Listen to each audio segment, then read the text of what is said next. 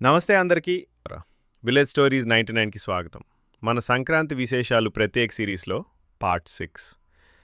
ఈ వీడియో చూశాక గోదావరికి బిలాంగ్ అవడం అంటే ఏంటో మీకు అర్థమవుతుంది.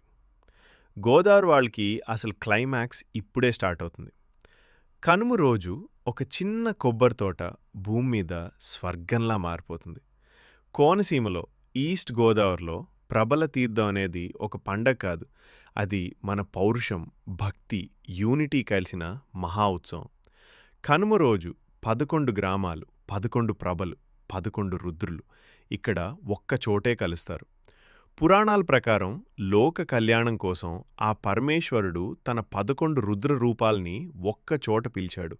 ఆ చోటే ఈ జగ్గన్న తోట. ఇక్కడ టెంపుల్ లేదు, గోపురం లేదు, ఆ నీల ఆకాశమే దేవాలయం. ఈ దివ్య కథని ఒక పండగ్గా మార్చిన మహనీయుడు విఠ్ఠల్ జగ్గన్న. 17వ శతాబ్దంలో పిఠాపురం రాజులకి సలహాదారుగా ఉన్న ఆయన ఈ తోటని దానం చేసి అందరూ ఒకటే అనే భావన్ని నింపాడు. ఆయన పేరుతోనే ఇది జగ్గన్న తోట అయింది. ఇక్కడ మ్యాజిక్ ఏంటో తెలుసా? ఈ ప్రభలు ట్రక్కుల్లో రావు, ట్రాక్టర్లో రావు, కేవలం మనుషుల భుజాల మీద. ఇది మన గోదావరి కుర్రోళ్ల strength, coordination and devotion.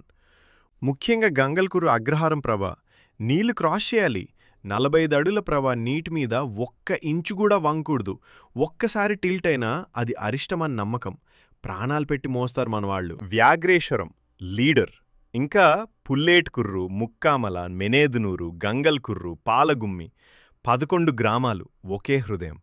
Vyaghreswaram ప్రభ రాగానే అన్ని ప్రభలు సలాం చేస్తాయి చూడు, అబ్బా పూనకాలొచ్చేస్తాయి. ఆ క్రౌడ్లో పంటలు నాశనమైన మన రైతులు బాధపడరు. ఎందుకంటే ప్రభ నా పొలం మీద నుంచి వెళ్ళింది, ఇక వచ్చే ఏడాది బంగారం పంటే అనే నమ్మకం.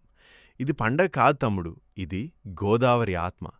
ఈ వీడియో నచ్చితే విలేజ్ స్టోరీస్ 99ని సబ్స్క్రైబ్ చేయండి. ఇంకా ఎన్నో కథలు చూద్దాం. మరి మీ ఊరు ప్రభ ఏది?